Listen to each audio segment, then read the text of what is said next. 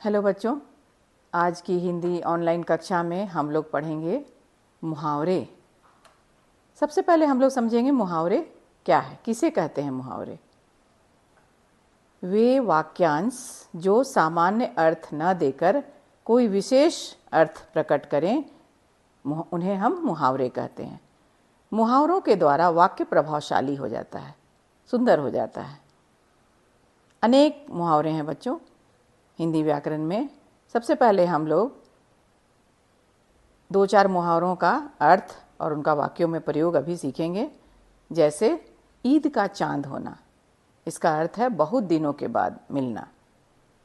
वाक्य प्रयोग करेंगे, आजकल तो तुम ईद का चांद हो गए हो, मतलब कि बहुत दिनों के बाद मिल रहे हो, है ना। फिर आंखों में धूल झोंकना, इसका अर्थ है धोखा देना। अपराधी पुलिस की आंखों में धूल झोंककर भागना चाहा, लेकिन वह सफल नहीं हो सका। फिर तीसरा मुहावरा है अंग अंग ढीला होना, अर्थात बहुत थक जाना। वाक्य प्रयोग क्या होगा? सारा दिन काम करते करते श्रमिक के अंग अंग ढीले हो गए। श्रमिक मतलब मजदूर, ठीक है। तो इस तरह से मुहावरों का वाक्यों में हम लोग प्रयोग करते हैं। फिर बहुत सारे मुहावरे हैं बच्चों, आइए हम लोग देखते हैं। परिभाषा: वे वाक्यांश जो सामान्य अर्थ न देकर विशेष अर्थ प्रकट करते हैं, उन्हें मुहावरे कहते हैं। अभी बतलाया गया आप लोगों को। मुहावरों का अर्थ स्थिति के अनुसार ही समझा जा सकता है। ये सामान्य अर्थ से हटकर विशेष अर्थ देते हैं और वाक्य में प्रयोग किए जाने पर ही ये पूरे होते हैं।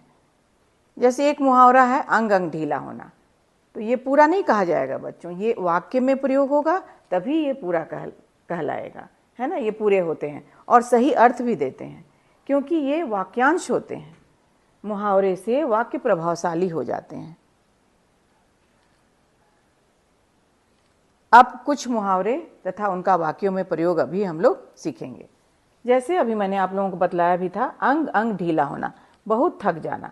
सारा दिन परिश्रम मतलब मेहनत करने के कारण श्रमिक मतलब मजदूर, श्रमिक का अंग अंग ढीला हो रहा था, ठीक है, मतलब वो बहुत थक चुका था। अंधे की लकड़ी एकमात्र सहारा, श्रवण कुमार अपने माता पिता की अंधे की लकड़ी था। जब भी आप वाक्यों में प्रयोग करें बच्चों, तो मुहावरों को ऐसे अंडरलाइन मतलब रेखांकित कर दें। तो उम्मीद है बच्चों आप लोग मुहावरे समझ में, आप लोगों को मुहावरे समझ में आ गया होगा कि मुहावरे क्या है और किसे कहते हैं। और एक बार मैं समझा रही हूँ आप लोगों को। वे वाक्यांश जो सामान्य अर्थ न देकर विशेष अर्थ प्रकट करते हैं, उन्हें मुहावरे कहते हैं, ठीक है। अंग अंग ढीला होना, बहुत थक जाना, कोई विशेष अर्थ प्रकट हो रहा है। अंधे की लकड़ी एकमात्र सहारा, विशेष अर्थ प्रकट हो रहा है, इसलिए ये सभी मुहावरे हैं। और वाक्य में प्रयोग किए जाने पर ही ये पूरे होते हैं और सही अर्थ भी देते हैं, क्योंकि ये वाक्यांश होते हैं। मुहावरे से वाक्य प्रभावशाली हो जाते हैं। अब ये 2 मुहावरों के बारे में हम लोगों ने पढ़ा, मुहावरों का अर्थ एवं वाक्यों में प्रयोग। अब तीसरा देखिए, तीसरा क्या है? तीसरा नंबर है आंखों का तारा। ये भी मुहावरा है, बहुत प्यारा। बच्चे अपनी माता पिता की आंखों का तारा होते हैं, ठीक है। आग बबूला होना चौथा नंबर है, बहुत गुस्सा होना। ऐसे ही आप लोग याद भी कीजिएगा बच्चों, पहले उसका अर्थ याद कीजिएगा मुहावरों का, उसके बाद फिर वाक्य में प्रयोग करना सीखिएगा लिख लिख करके।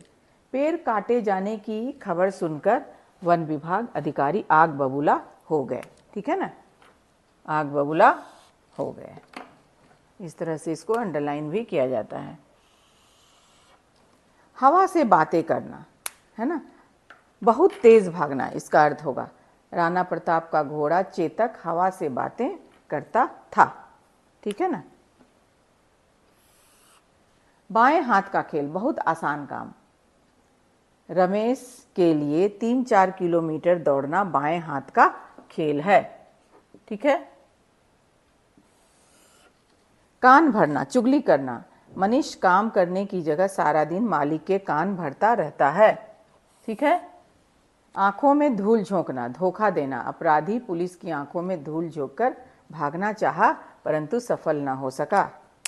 इस तरह से बच्चों 8 मुहावरे एवं उनका अर्थ तथा वाक्यों में प्रयोग अभी आप लोगों को बतलाया गया। आप लोग आपकी व्याकरण की पुस्तक में भी बहुत सारे मुहावरे और उनका वाक्यों में प्रयोग है बच्चों।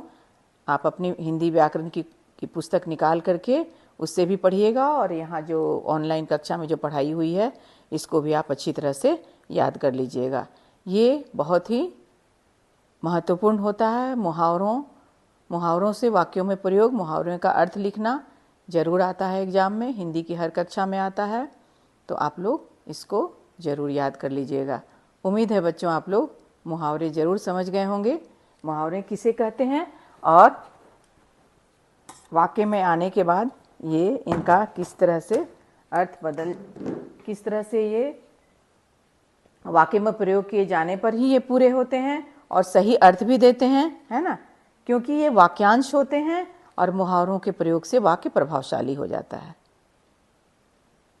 तो अभी मैंने आप लोगों को मुहावरे किसे कहते हैं और मुहावरे तथा उनका वाक्य में प्रयोग करना आप लोगों को बतलाई हूँ। उम्मीद है बच्चों आप लोग ज़रूर समझ गए होंगे। आप लोग याद कर लीजिएगा अच्छे से और लिख करके प्रैक्टिस कीजिएगा मुहावरे के अर्थ एवं उनका वाक्यों में प्रयोग करना। धन्यवाद बच्चों।